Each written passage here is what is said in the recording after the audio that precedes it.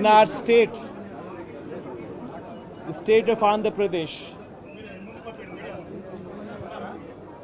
where the very word democracy means equitable justice. And today in the state of Andhra Pradesh, you have a scenario where equitable justice is denied, where democracy stands limping. That is the plight.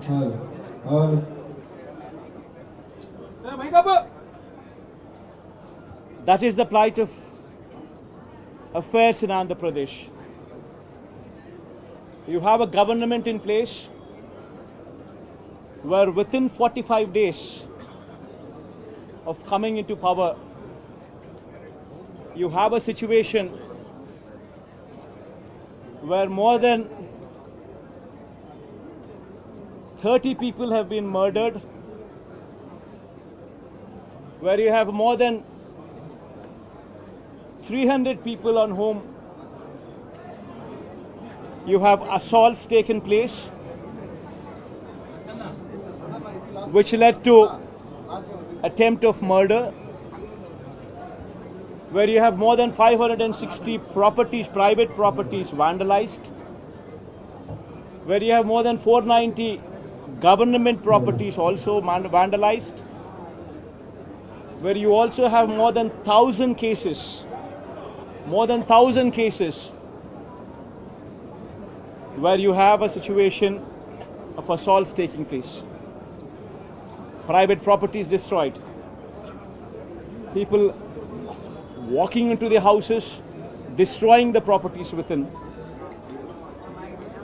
Where plantations have been destroyed. That is the plight of affairs in Andhra Pradesh. In fact, you have people like Chandrababu Naidu's son, Nara Lokesh, displaying a red book,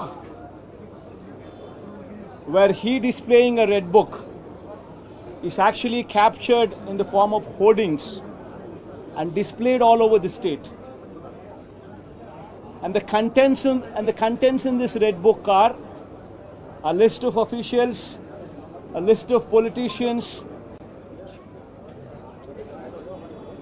on whom they intend to take action, on whom they intend to assault. And this kind of hoardings, starting off with Chandrababu Naidu's son, blatantly being displayed all over the state in Andhra Pradesh, where you have a situation where you're giving instructions to the police that our people would vandalize, our people would kill, our people would assault, and there should be no action taken on them. When you have somebody like Nara Lokesh, Chandrababu Naidu's sons, holding this red book, and this red book being captured in the form of hoardings. Now think about what kind of message it is sending.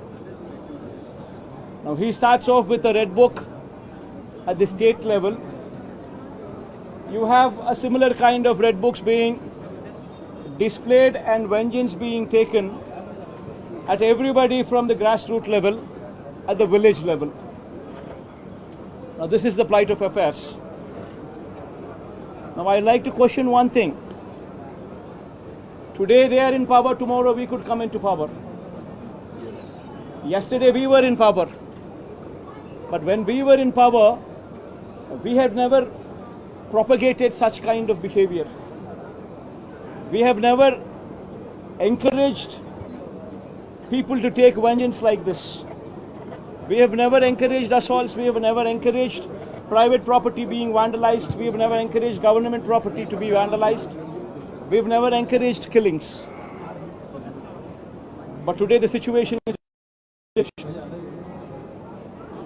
Now if we don't question this, being part of democracy, then can you imagine the plight of democracy going forward if this were to be encouraged?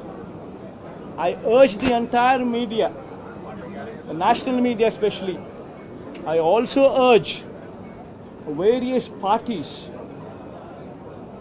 who actually constitute democracy to have a look at these photographs what are displayed, to have a look at the video clippings which are being displayed. Have a look at them and then ask yourself, is this what we want from democracy? You have various photographs where night people are being hacked to death, where you have photographs displayed where you would find a corporator running for his life stabbed multiple times, where you would have various photographs and video clippings displayed. An MP, a member of parliament, touring his own constituency, visits a house of another MP who's also stationed in the same constituency, his house being geared out, stones pelted, his cars demolished, his cars being burnt. These kind of video clippings and these kind of photographs are also being displayed. You would find various photographs where such ghastly incidents take place and where cops are mute spectators. In fact, the worst off thing is the cops foister false cases on the victims rather than sympathize with them. This is the plight of democracy. I urge the entire media, and as the day goes by, various leaders from various political parties whom we had requested to come over here to actually look at this protest, to actually look at this photo gallery protest which has been organized, displaying these photographs, displaying these video clippings, to please have a look at it and raise your voice. Because if we in democracy do not do this, then none can protect democracy. We would have to question the plight of democracy. If this were to be encouraged, what would be the plight of democracy going further? I request all of you to have a look at it. Question yourself, introspect yourself, and please take it up as an issue to question whether these kind of acts are to be permitted in a democracy or not. This is my humble request. I request all of you to have a look at it. Question yourself, introspect yourself, and please take it up as an issue to question whether these kind of acts are to be permitted in a democracy or not.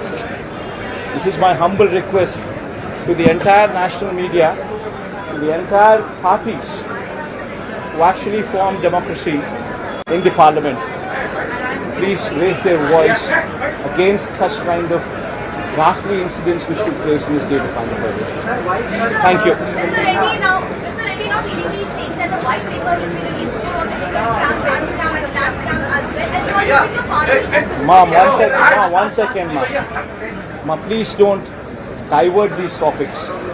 These are various acts, of heinous acts. Please go have a look at this photograph. I mean, if you consider yourself to be in that situation, please make yourself party to it. Would you like somebody just come onto your house, come over to your house, destroy your house property, come onto you, kill you? Would you like it? Please have a look at those photographs before you can even comment anything on deviating this topic into something else. Today, please be saviors of democracy. Have a look at these photographs. Have a look at these video clippings before you can divert this topic into something else. I urge you, please have a look at them before you can speak of anything else. Mr. Reddy, there has been a I think you please have a look at them.